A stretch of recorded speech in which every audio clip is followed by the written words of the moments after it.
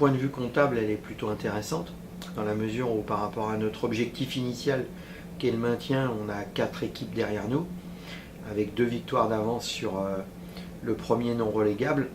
Donc c'est une situation plutôt encourageante. Pour l'instant, d'un point de vue comptable, on est dans les clous de ce qu'on peut faire pour se maintenir.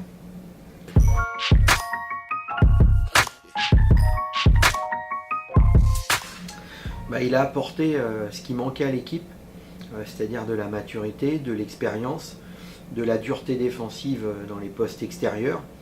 En plus, il fait preuve d'une mentalité exemplaire. Il joue un rôle un petit peu de leader. Et puis, comme il est particulièrement en réussite depuis qu'il est chez nous, son apport est indéniable dans la bonne marche actuelle de l'équipe.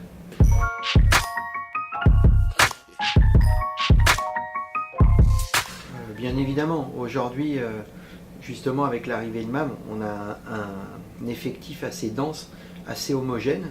Peut-être pas 2-3 joueurs exceptionnels et hyper dominants, mais un effectif très complémentaire. Déjà, première chose, il faut arrêter avec cette idée de 5 majeurs et de 5 sur le banc. Il y a des fois des choix stratégiques qui sont mis en place pour durer dans le match. Je prends un exemple, Johan Passav, qui est en train de faire une très bonne saison, apporte beaucoup de dureté, beaucoup d'agressivité en début de match. Donc lui, c'est intéressant qu'il soit tout de suite sur le terrain pour donner une dimension défensive à notre équipe. Donc il y a des choix qui sont faits. Je ne crois pas beaucoup à 5 majeurs, pas 5 majeurs. Maintenant, c'est clair qu'on a des rotations particulièrement intéressantes sur les derniers matchs. Souvent, les joueurs ont tendance à se focaliser sur qui rentre dans le 5 majeur. Des fois, j'ai eu l'occasion, à travers des entretiens, de dire à des joueurs au cours de ma carrière, je pense que le plus important, généralement, c'est qui termine les matchs. Surtout quand c'est serré dans le Money Time.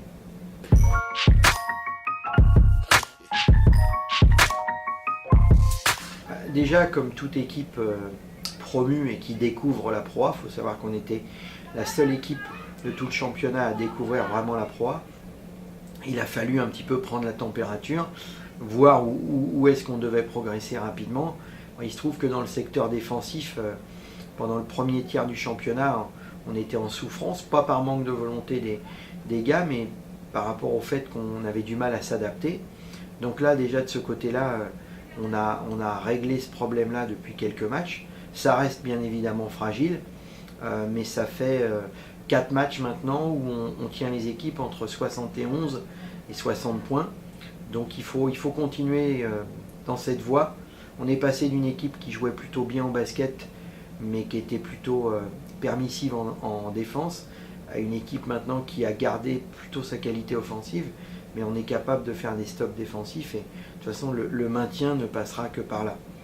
Après, en ce qui concerne la situation offensive, depuis le début du championnat, à ma grande surprise, on est plutôt pas trop mal, puisqu'on est classé 5e attaque du championnat.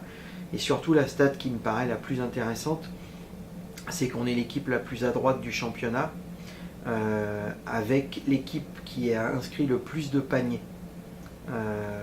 Donc ça, c'est une stat qui est intéressante dans la mesure où ça veut dire qu'on est en situation de bien sélectionner nos attaques, de ne pas avoir trop de déchets.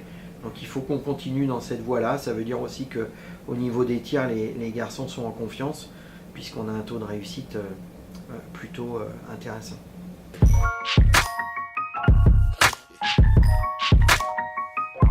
On s'était fixé un petit objectif avec les joueurs, un contrat, c'est-à-dire que s'ils gagnaient 2 matchs sur 3, les 3 derniers, je leur donnerai quelques jours de congé.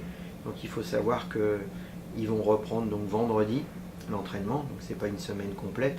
Et après on a un calendrier démentiel, puisqu'on va enchaîner avec un déplacement au Havre, et surtout du fait du départ aux États-Unis de Vincent Collet, le sélectionneur de l'équipe de France, on nous a demandé de décaler le match de Strasbourg. Ça veut dire qu'après on va se retrouver confronté à une succession de matchs en un temps réduit, avec 4 matchs en 10 jours, Strasbourg, Nancy, le match de Coupe de France contre Le Mans et la réception de Cholet. Donc il était intéressant de laisser souffler les joueurs, faire reposer les organismes pour qu'on puisse bien finir cette fin de saison. Voilà, et puis moi, donc je vais partir 2 jours à la semaine des As, parce que c'est toujours intéressant de continuer à regarder ce qui se fait de mieux au-dessus pour pouvoir progresser.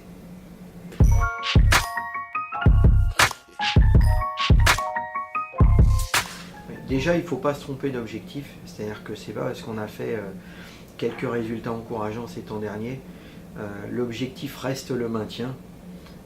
Il faut savoir que dans toute la presse spécialisée, on nous avait classé dernière, et ça me paraît tout à fait normal. Donc aujourd'hui, on est en situation de créer un exploit par rapport au pronostic de début de saison.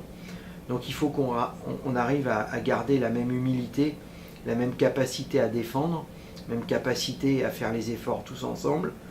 J'ai senti une prise de conscience chez les joueurs, au niveau de l'état d'esprit, au niveau du comportement, même si j'ai jamais eu de problème avec eux. Donc on doit continuer dans cette voie-là. Il reste 3 voire 4 victoires à obtenir pour se maintenir. Ça ne va pas être chose facile. Après, bien évidemment, parce que je sais ce qui peut se dire derrière, si on est en capacité d'obtenir ces victoires plutôt rapidement, ce qui reste à prouver, pourquoi pas après rêver de grappiller quelques places. Mais aujourd'hui, on n'en est pas là. Je crois qu'il ne faut surtout pas s'enflammer. On a eu récemment 4 matchs, dont 3 à domicile, il ne faut pas l'oublier. On a eu la bonne idée de prendre ces 3 victoires sur 4, d'être prêt de gagner le match à Gravelines. Mais là, peut-être qu'on va avoir une partie de calendrier un petit peu plus défavorable et il faut en tenir compte. Donc nous, on doit rester vraiment les pieds sur terre. Et encore une fois, dans le vestiaire des joueurs, il y a les pronostics de début de saison qui sont affichés, où on nous mettait dernier et bien dernier. Donc on va essayer de faire mentir tous ces gens-là, sans agressivité bien sûr, hein. Et puis laisser au moins 2 équipes derrière nous. Si on en laisse plus, tant mieux pour nous.